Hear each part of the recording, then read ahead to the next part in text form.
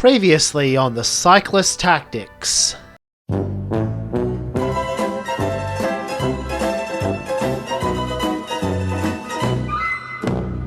It would seem that my desire to play escape groups realistically has overcomplicated the position. Instead of one opponent, we now have 4 down the stretch.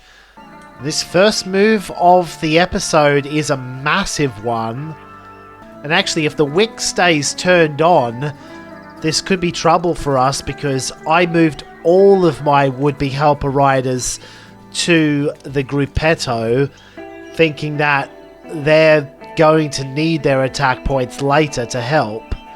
They might not get a chance. And look at this. It's on at the front. Well, there was a momentary reprieve. It's given us enough energy for me to be a little less worried about this finish. But now, race is on again, and the drop group is never going to reconnect. I thought I might have a chance to do something really nice. But, nah, just going to have to stay with the peloton. This is frustrating. Nielsmeyer's blowing up hard, but he's over the last difficulty of the day, so if he gets any help from the relay at all, he's going to make it to the finish.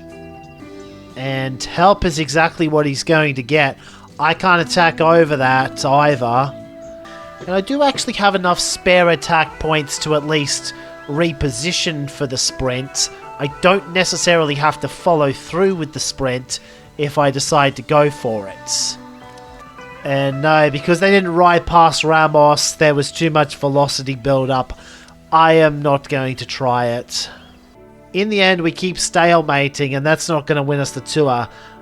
So it's on to the next one, and thanks to Maya having 6 recovery and Caruso having 7, our biggest dilemma is that we don't have the energy advantage anymore like we used to. So I think the immediate goal has to now shift to surviving until the rest day, and trying to reload from there. Wait, that's only 12 tiles further up the road with a 14-5. We're gonna have to take a gamble that we can ride our way back on later. Mind you, I think it's one that's gonna pay off because it doesn't look like they're gonna be able to follow through with this. And in fact, we're going to be able to latch back on immediately without even needing to spend attack. So, all of a sudden, I'm feeling really good about myself again. And they're all entering the relay too, so they're going to burn themselves out. I'm going to be in P3, saving my energy. I don't even have to worry about getting attacked over, because none of them can actually break away while they're in the relay. And I don't know if anyone can even make it to the finish line in one go. So them going into the relay like that was all for naught. And we reattached with the front group at the right time to get same time and also save some energy because we were in P3 longer. Also, we're going to gain a smidgen on most riders here. Nielsmeyer is going to take the stage, but Wagner lost significant ground here. And here we might finally have an opportunity to repay Rouse for him having to abort his aspirations of a sprint victory in week 1. Finally a mostly flat finish for him to carve up. I still think it's 3 moves to go before we have to open up the sprint, so Rao, you're okay for Piwa to stay in 1 for now. Wait, that's a 31 node move. I was not expecting that at all. If anything, we were 1 turn early because that relay was so short, and now I've got to think that Sean Watson is the best wheel to be on. I should be able to do this and set up the sprint nicely for Rouse, because Rouse is going to have, a 9. So Kramer adding all of that extra velocity actually helps shield us. And we win. Thanks to the lead out. It was nice to give the sprinter a chance because We haven't been able to give him many chances all tour, but finally he's in amongst the wins. And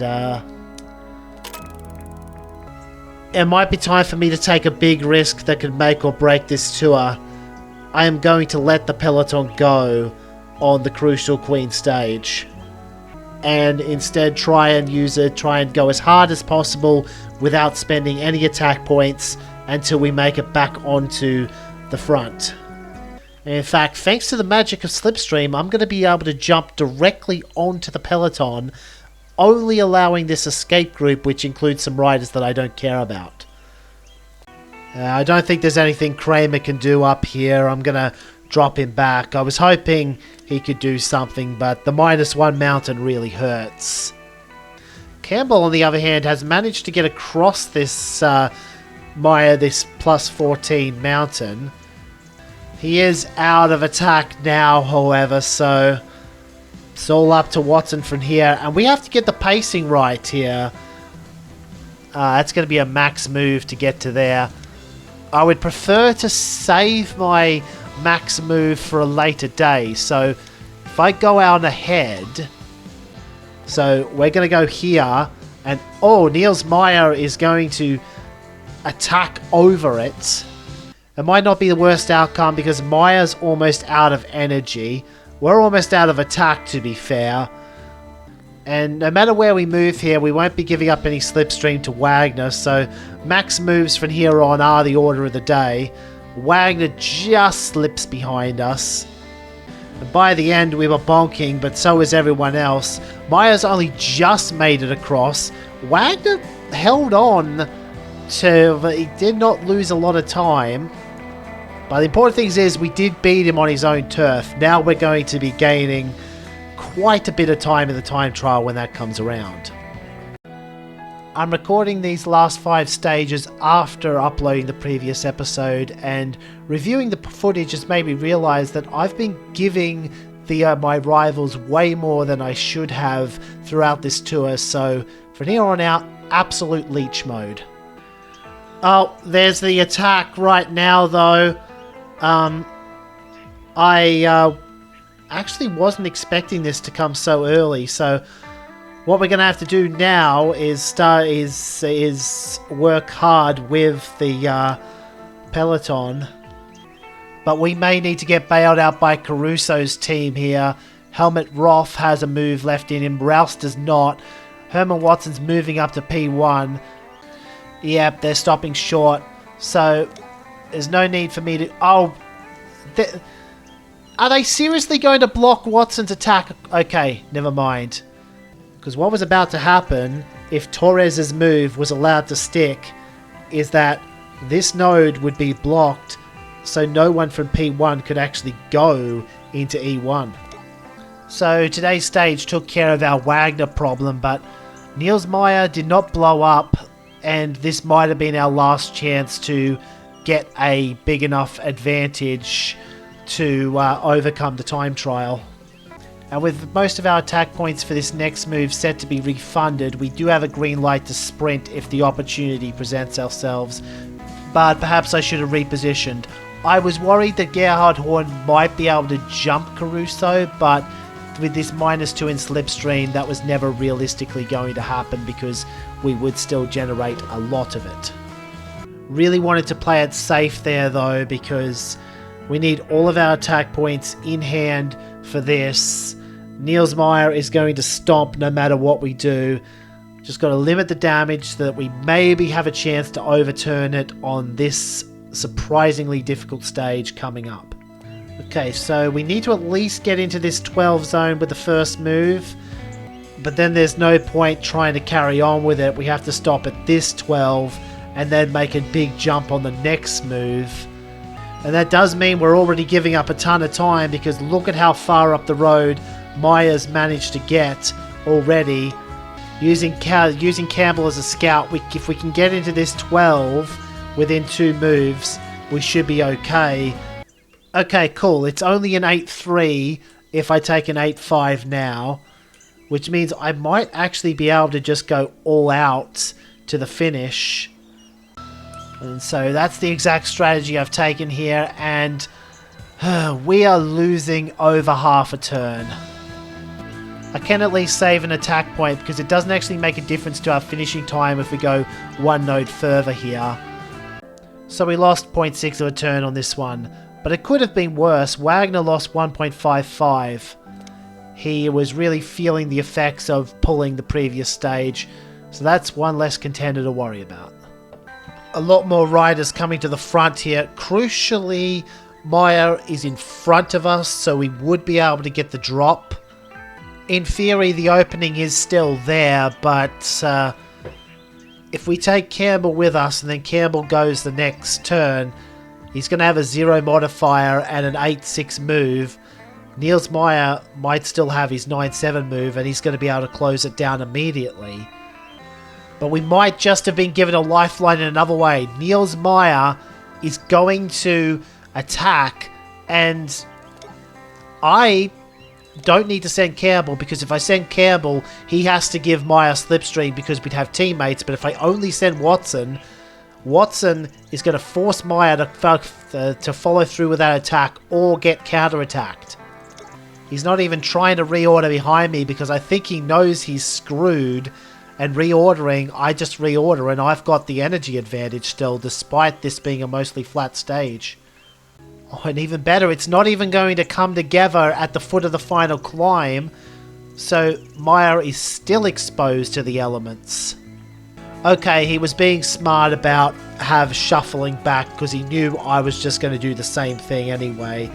I do want to win the stage, and I did promise that I was going to be more of a leech in these final stages. So there we go, there's the stage win for Herman Watson. Meyer is going to defend the yellow jersey. And I have a feeling it's a yellow jersey he's keeping to the end now, because we needed time, not a stage win. I mean, it's nice to get a stage win. And I actually like our chances at the sprint here, because Telecom Harkana misuse Jonas Winter. They don't protect him properly, and that means Cedric Rouse is going to be one of the strongest riders left. Speaking of not protected properly, why is Niels Meyer going into the relay? I want to get in between Phillips and Auber, because I think I can potentially block out Auber using Campbell.